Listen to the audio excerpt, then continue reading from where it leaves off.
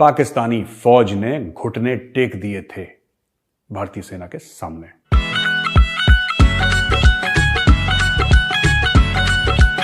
तो सत श्री अकाल, नमस्ते, अस्सलाम वालेकुम, वेलकम बैक। तो कैसे हैं आप? आई होप आप सब ठीक ठाक होंगे। तो आज हम जो वीडियो देखने लगे हैं मेजर गौरव आर्य की वीडियो है कि जिसका टाइटल है डॉक्टर जयशंकर स्लैम पाकिस्तान।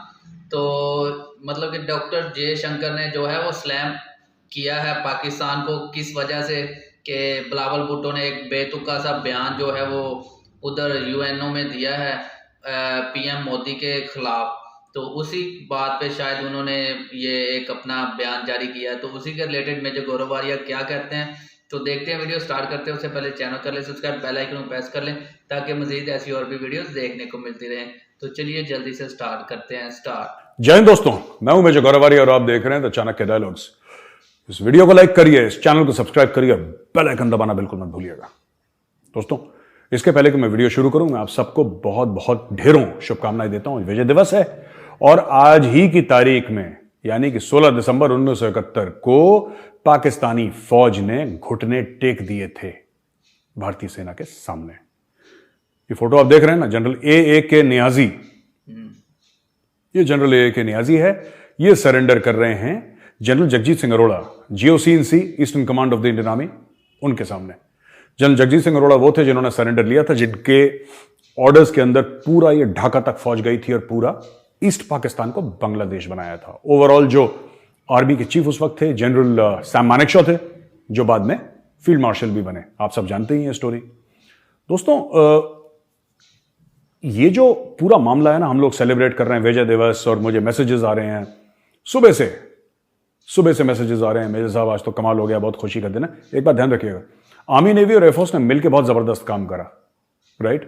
सरकार ने साथ दिया, लोगों ने साथ दिया, सब लोगों ने साथ दिया, लेकिन मत भूलिएगा यह काम कभी मुकम्मल नहीं होता, पूरा नहीं होता without the people of Bangladesh. जो बांग्लादेश के लोग हैं, मैं उनको नमन करता हूं। उन लोगों ने जो सैक्रिफाइसेस करी हैं, जो उन लोगों ने बलिदान दिया है, त्याग दिया है, उसके बिना यह काम नहीं होना था। और कई बार पाकिस्तानी कहते हैं कि इंडिया ने ना मुक्ति वाहिनी बनाई। आपको पता है, मुक्ति वाहिनी एक फोर्स थी जो लड़ी थी पाकिस्तान के खिलाफ। भारत ने मुक्ति वाहिनी बनाई, भारत ने उनको हथियार दिए, भारत ने उनको ट्रेनिंग दी। यह बात सच है, यह बात सच है कि हम लोगों ने, यानी कि भारत ने, भारत की सेना ने, भारत की इंटेलिजेंस एजेंसीज ने मुक्ति वाहिनी को हथियार दिए, उनको ट्रेनिंग दी, उनको सारी फैसिलिटीज दी, उनको फंड करा, उनको जमीन दी ट्रेनिंग देने के लिए। ये सब बातें सच हैं और हम इनको ओन करते हैं और बड़े गर्व के साथ ओन करते हैं। लेकिन मैं आपको बात बताऊं, हमने मुक्ति वाहिनी नहीं बनाई, मुक्ति वाहिनी बनाई पाकिस्तानियों ने। कैसे? क्या पहले मुक्ति वाहिनी बनी थी? नहीं। पाकिस्तानियों ने इतना जुल्म करा, इतना जुल्म करा, इतना जुल्म करा कि वहां के जो बंगाली थे वो खड़े हो गए। The Bengali Muslims, and there were a few Bengali Hindus also. They rose up in revolt against a Punjabi dominated West Pakistan. खड़े हो गए वहां पे, और जो फिर उन्होंने जंग छेड़ी है वो आज तक दोस्तों हमें याद है। तो मेरा नमन मुक्ति वाहिनी, मुक्ति योद्धा को। कमाल का काम उन्होंने करा है। The sacrifices that they rendered, they were the eyes and ears of the Indian Armed Forces and they fought along with the Indian Armed Forces.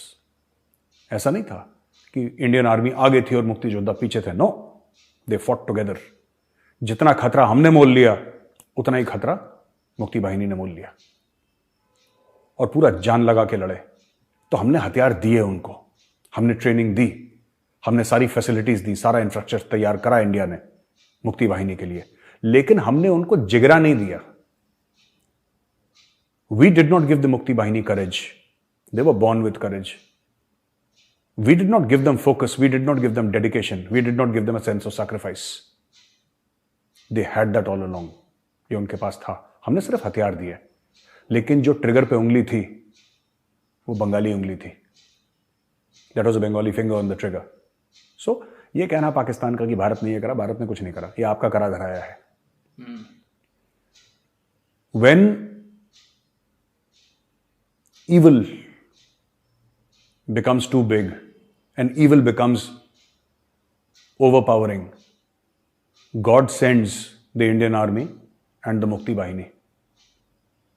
ऊपर वाले ने, भगवान ने भारतीय सेना को भी भेजा और उसी भगवान ने मुक्ति वाहिनी को भी भेजा और दोनों ने मिलकर पाकिस्तान के 2 टुकड़े करे. I congratulate all of you, the people of Bangladesh and the people of India, on this great day, 16th of December. अब दोस्तों, अब हम आते हैं खबरों पे. यार, हम सोचते थे हम ट्रोलिंग करते हैं पाकिस्तान की. मैं सोचता था कि मैं ट्रोलिंग करता हूं पाकिस्तान की. यार, डॉक्टर जयशंकर के सामने तो हम बच्चे हैं यार, छोटे छोटे नर्सरी के बच्चे हैं और वो हेड ऑफ डिपार्टमेंट बैठे हुए हैं वहां पे. डॉक्टर जयशंकर ने जो बैंड बजाया है वहां पे, वो सिर्फ डॉक्टर जयशंकर, वो ऑर्केस्ट्रा जो है, वो बैंड नहीं था, पूरा ऑर्केस्ट्रा था जो उन्होंने बजा कराया पाकिस्तान का. और भाई साहब, अंग्रेजी में क्या जलील करा है. मैं आपको थोड़ा सा पढ़ के दिखाता हूं कि इसमें है क्या स्टोरी इनकी पूरी, थोड़ा बहुत जो उन्होंने बोला है, ठीक है ना.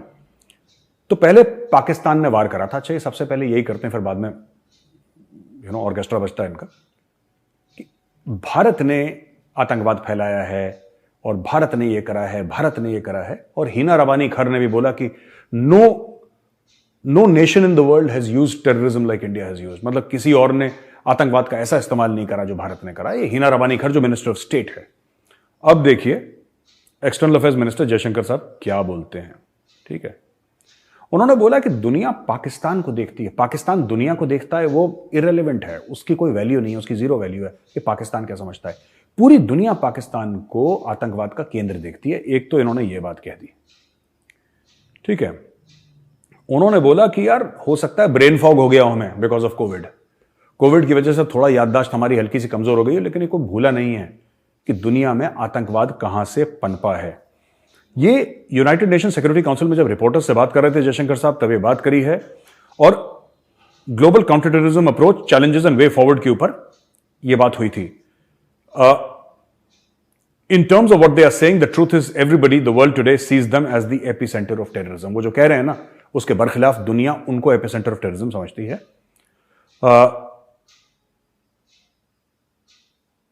फिर उन्होंने थोड़ा और जलील करा. और जो हिना रबानी खर ने बोला था ना, जो डेप्टी फॉरेन, जो उनकी जो मिनिस्टर ऑफ स्टेट है फॉर फॉरेन अफेयर्स पाकिस्तान की, हिना रबानी खर, तो उन्होंने बोला कि no country has used terrorism better than India. जो मैंने आपको पहले बताया था, उन्होंने बोला कि हिलरी क्लिंटन 2011 में पाकिस्तान आई थी. ये जयशंकर साहब बोल रहे हैं रिपोर्टर्स को कि 2011 में हिलरी क्लिंटन जो थी वो यूएस सेक्रेटरी ऑफ स्टेट थी, जो बिल क्लिंटन की वाइफ थी. तो यूएस सेक्रेटरी ऑफ स्टेट जो हिलरी क्लिंटन, वो पाकिस्तान आई थी. जो उन्होंने प्रेस कॉन्फ्रेंस करी थी, उस प्रेस कॉन्फ्रेंस में यही हिना रबानी खर, ये मिनिस्टर ऑफ एक्सटर्नल अफेयर्स थी. इसका डिमोशन हो गया अभी हिना रबानी खर का.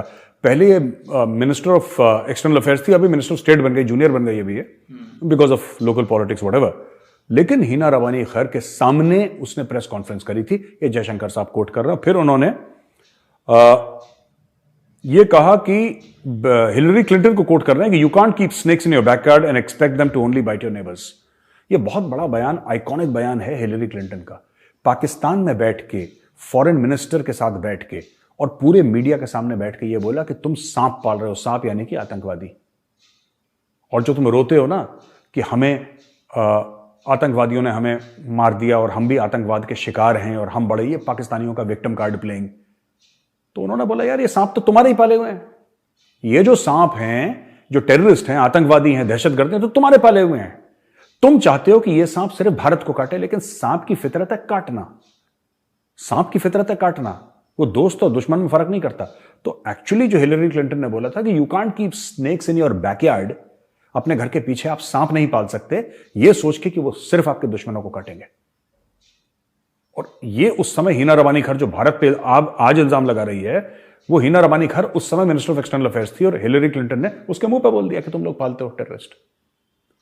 तो ये उन्होंने बोला और बड़ा जबरदस्त इन्होंने बयान दिया है जयशंकर साहब ने. और एक बड़ी अच्छी उन्होंने बात करी. एक पाकिस्तानी जर्नलिस्ट, अभी पाकिस्तानियों का आदत है गोलमोल करने की कि हम भी विक्टिम हैं, हम भी परेशान हैं, भारत भी परेशान है. ओ भाई, दुनिया तुमसे परेशान है, तुम परेशान नहीं हो, तुम परेशान करने वाले हो. Let's be very clear. तो उसने बोल दिया कि साउथ एशिया में, यानी दक्षिणी एशिया में, जनूबी एशिया में ये कब तक ये टेररिज्म दहशतगर्द चलती रहेगी, दिल्ली से, काबुल से, पाकिस्तान से। उन्होंने उस पाकिस्तानी जर्नलिस्ट ने अपने देश का भी नाम ले लिया कि साहब, पर उसने दिल्ली को भी घसीट लिया कि दिल्ली से भी टेररिज्म होती है, हमारे यहां से तो होती है, काबुल से भी होती है। तो पाकिस्तानियों को तो कोई फर्क नहीं पड़ता ना अपने मुल्क का नाम लेना, खुद जलील है, उनको पता है रोज हमें जलील होना है, तो उसमें कोई दिक्कत नहीं है, खाल मोटी हो गई है। और जैसा मैंने आपको पहले बताया था, बेइज्जती उतनी होती है जितनी लगे इंसान को महसूस हो, उससे ज्यादा बेइज्जती होती नहीं है। तो इन्होंने इंडिया को भी घसीट लिया, जिसमें बहुत बढ़िया बयान डॉक्टर जयशंकर ने दिया। एंड उसने बोला कि you are asking the wrong minister, आप एक गलत मंत्री से सवाल पूछ रहे हैं, ठीक है। ये तो पाकिस्तान के मंत्री आपको बताएंगे कि टेररिज्म कब तक चलेगा और कब तक और ये बढ़ता रहेगा और कब रुकेगा, क्योंकि टेररिज्म तो आप फैला रहे हैं, आप हमसे क्यों पूछ रहे हैं?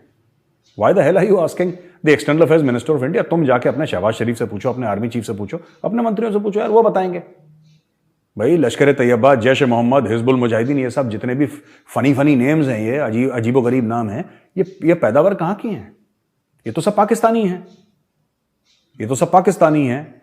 इवन यूसुफ शाह, जो बाद में सैयद सलाउद्दीन बन गया, यूनाइटेड जिहाद काउंसिल का जो चेयरमैन है और हिजबुल मुजाहिदीन का चीफ है, वो भी पाकिस्तान में रहता है, उसका इस्लामाबाद में घर है। उसकी पिटाई करी थी आईएसआई वालों ने कुछ समय पहले, वो थोड़ी सी बयानबाजी करने लगा था, तो आईएसआई वालों ने उसका भी सॉफ्टवेयर अपडेट कर दिया।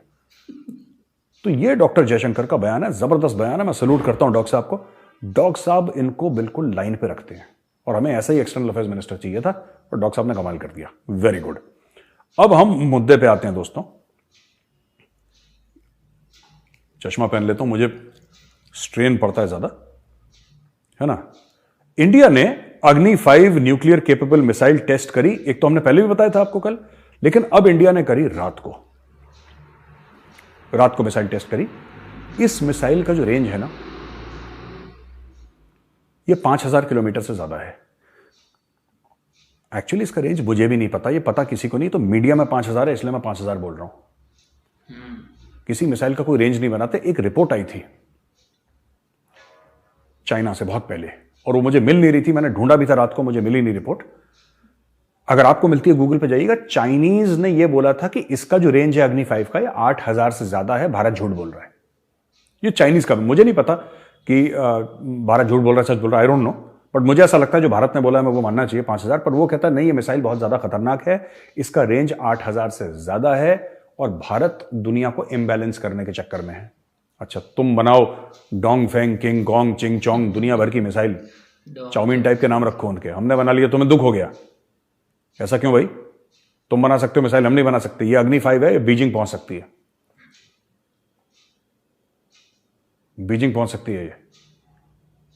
ये मिसाइल इतनी पावरफुल है। अग्नि 6 बन रहा है, सूर्या की बात कर रहे हैं लोग। तो people, and this is a true blue intercontinental ballistic missile, एक कॉन्टिनेंट से दूसरे कॉन्टिनेंट पर मार करना, पिन पॉइंट एक्यूरेसी, इंडिजिनस है, हमारे साइंटिस्ट ने बनाई है, डीआरडीओ का दिमाग है इसमें। तो यार ये सब चीजें हैं जो अब चाइना बौखला रहा है। चाइना कह रहा है कि नहीं यार, ये हिंदुस्तानियों ने बहुत ज्यादा कर दिया। तो सारे मिशन पैरामीटर्स इसने मीट करे। अग्नि 5 रात का टेस्ट था और जबरदस्त हो गया सब कुछ। एंड इसमें लिखा है कि in a strong strategic signal to China, India has successfully tested Agni 5, its most formidable missile, which brings even the northernmost part of China within the strike envelope. तो स्ट्राइक एनवेलप होता है यानी कि कहां कहां पे मिसाइल मार सकती है, और northern most part of China के ऊपर वाला हिस्सा भी आप वो करो। अच्छा, ये सब मिसाइल्स ना, ज्यादातर जो इंडिया की मिसाइल्स हैं, दे आर फ्रॉम लॉन्चर्स। तो उसका आपको ऐसा भी नहीं कि आपको कोई बेस चाहिए कि ना आपको यहीं से फायर करनी है। They can go in big trucks and they can take off from there also. They are mobile, most of these missiles and all that. Agni के बारे में तो अभी देखिए ना, अग्नि के बारे में ऐसा है कि हम लोग बातचीत कर रहे हैं इसके बारे में ना, कि अग्नि का ये है, अग्नि का वो है। अग्नि के बारे में एक्चुअली पता किसी को भी नहीं है। मीडिया को जो बताया गया, मीडिया ने टेलीविजन पर डाला, मीडिया ने अखबारों में डाला। किसने देखी अग्नि? मैंने तो नहीं देखी, आई हैव नॉट सीन। वो जो टीवी पे देखी वो देखी, अपने सामने हाथ तो लगा के मैंने अग्नि नहीं देखी आज तक, ना मुझे उसकी नॉलेज है उसके। तो ये सब चीजें जो हैं, ये मुल्क खुफिया रखते हैं यार। तो कोई भी एक्सपर्ट आपके बताए कि अग्नि का ये रेंज है, अग्नि का वो रेंज है, मैं सही बात आपको बोल रहा हूं कि असली रेंज, मेरा यह मानना है कि असली रेंज डीआरडीओ ने बताया नहीं होगा किसी को। बोला मीडिया वाले हल्ला करेंगे, उछल कूद करेंगे, चलो इनको 5000 का चूरन दो। ओ 5000 5000 5000 टीवी एंकर बोल बोल के 5000, ये 5000 बिकने लगा। जो चाइनीज कह रहे हैं ना, चाइनीज को एक्चुअली क्या, चाइनीज ने डिटेल स्टडी करी है, उसका पाथ, उसकी ट्रेजेक्टरी अपने कंप्यूटर्स के द्वारा, अपनी सैटेलाइट्स के द्वारा। और चाइनीज को ये घबराहट है कि 8,000 से ज्यादा मार सकता है ये। वो कह रहे हैं इंडिया वाले झूठ बोल रहे हैं, ये कम बता रहे हैं, ये है बहुत ज्यादा। अब पता नहीं सच क्या, आई डोंट नो, मुझे नहीं पता। मुझे एक चीज पता है कि मुझे नहीं पता, ये मैं आपके सामने साफ बता रहा हूं भाई, I don't have knowledge in this matter. ठीक है जी। अच्छा, IAF। तो दोस्तों आज की इस वीडियो में मेजर गौरव आर्या साहब ने जो बात की, मतलब कि डॉक्टर जयशंकर ने जो है पाकिस्तान को जैसे ट्रोल किया, जैसे उन्होंने मतलब कि देखें जो पाकिस्तान के जो हैं फॉरेन मिनिस्टर बिलावल भुट्टो, उसने एक पर्सनल अटैक करने की कोशिश की, जिसकी बुनियाद पर फिर डॉक्टर जयशंकर ने भी पाकिस्तान के लिए वर्ड्स यूज़ किए, जो भी उन्होंने पाकिस्तान के बारे में बोला। तो ये दोनों कंट्रीज़ के दरमियान में कंट्रोवर्सी है जो 75 साल से चल रही है। तो इसको ख़त्म करने के लिए क्या करना चाहिए, क्या होना चाहिए? तो बेहतर है कि हमारे जो पॉलिटिशियंस हैं वो पब्लिक की बात सुने, ना कि वो खुद की पॉलिटिशियन जो है वो पॉलिटिक्स चमकाने के लिए काम करें। देखिए, जो काम मोदी जी ने किया नहीं, या मतलब कि उनके ऊपर इल्ज़ाम लगता है कि उन्होंने गुजरात में जो है वो मुसलमानों का कत्लेआम करवाया। तो देखिए, जब फसाद होते हैं तब उसमें किसी भी कम्युनिटी से कोई भी हो तो उसका खुदा ना खासा कत्ल हो जाता है। तो उसके लिए हम किसी को उसका जिम्मेदार नहीं ठहरा सकते। हालांकि सिर्फ वो वहाँ के जो है प्राइम मिनिस्टर, मतलब कि वो थे, CM थे, तो गुजरात के, इस बेस पर उनके ऊपर इल्ज़ाम लगता है।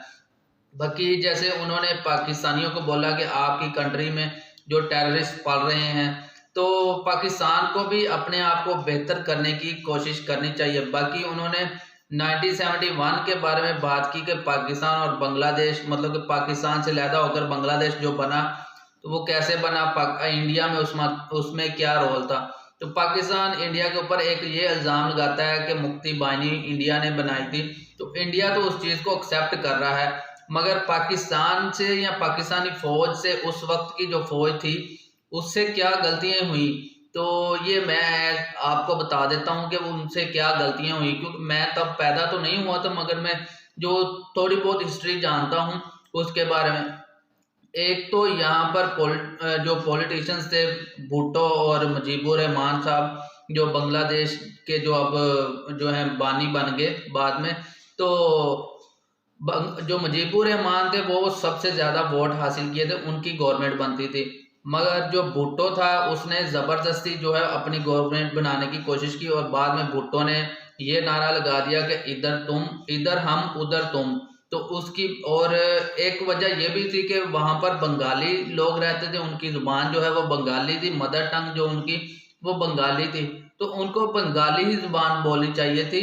हमने उनके ऊपर उर्दू थोपने की कोशिश की, हमने नहीं, मतलब कि हम लोगों ने नहीं, जो हमारे पॉलिटिशियंस हैं उन्होंने उनके ऊपर उर्दू थोपने की कोशिश की। जैसे हम पंजाबियों के ऊपर जो उर्दू थोपी गई और हमारा कल्चर तबाह किया गया इधर पाकिस्तान वाले पंजाब में। तो ना तो हमें यहाँ पर पंजाबी बोली पढ़ाई जाती है, ना लिखाई जाती है, ना लिटरेचर है इसके बारे में, स्कूल, कॉलेज, यूनिवर्सिटी अब कहीं भी नहीं मिलता। तो जिसकी वजह से हमारा जो कल्चर है वो ख़त्म होता जा रहा है। हमारी माँ बोली जो है वो बस अब घरों तक ही सीमित रह गई है, वो भी अब चंद ही मतलब के सालों की है देर है, उसके बाद वो भी ख़त्म हो जाएगी। क्योंकि लोग जो है जो अब के पेरेंट्स हैं वो बच्चों को उर्दू पढ़ाते हैं, ना कि पंजाबी। तो अब मतलब कि देखें, किसी भी जो कम्युनिटी होती है उसका अगर आपने उसको ख़त्म करना है तो उसकी 3-4 चीज़ें हैं वो ख़त्म कर दें। एक उसकी माँ बोली, एक उसका कल्चर, और उसका 1-2 और मतलब कि एक उनका लिटरेचर। इन चीज़ों को ख़त्म कर दें तो वो कम्युनिटी है जो वो ख़त्म हो जाती है, उसकी कोई नामो निशान नहीं रहता। इसी तरह पाकिस्तान के पंजाब में ये किया गया पंजाबियों के साथ। तो बहुत सारी गलतियाँ हुई हैं पाकिस्तान से, तो पाकिस्तान को भी अपनी गलतियों को ऑन कर लेना चाहिए। और बांग्लादेश से अब मैं एज आ पाकिस्तानी कहता हूँ कि हमें उनसे माफ़ी मांग लेनी चाहिए जो भी गलतियाँ हुई पाकिस्तान से, ना कि हम अपनी गलतियों के ऊपर डटे रहें। तो बेहतर है कि इंसान को इंसानियत की तरह ही रहना चाहिए। जो भी मतलब कि अब 50 साल से ऊपर वक्त गुजर चुका है, तो अब नॉर्मल हालात की तरफ जाना चाहिए। तो ताकि इससे इंसानियत को फ़ायदा हो। तो जो भी गलतियां हुई हैं उसको तस्लीम करना चाहिए पाकिस्तान को। तो मज़ीद आप इंडियंस या फिर बांग्लादेश से जो भी मेरे बहन भाई मुझे देख रहे हैं, आप मेरी वीडियो के बारे में क्या कहते हैं, या मेजर गौरव आर्या की जो भी उन्होंने बात की उसके बारे में क्या सोचते हैं, क्या कहना चाहते हैं, वो नीचे कमेंट बॉक्स में कहें। तो मैं आपके हर कमेंट का रिप्लाई देने की कोशिश करूंगा, और मैं देता भी हूँ, हर इंसान का मैं जो है रिप्लाई देता हूँ। तो बहुत अच्छा लगता है आपके कमेंट्स पढ़कर। तो वीडियो अच्छी लगी है तो लाइक करके शेयर कर दें दोस्तों के साथ, चैनल को सब्सक्राइब कर लें, बेल आइकन को प्रेस कर लें। तो मिलते हैं नेक्स्ट वीडियो में, तब तक के लिए आप सब अपना ख्याल रखें।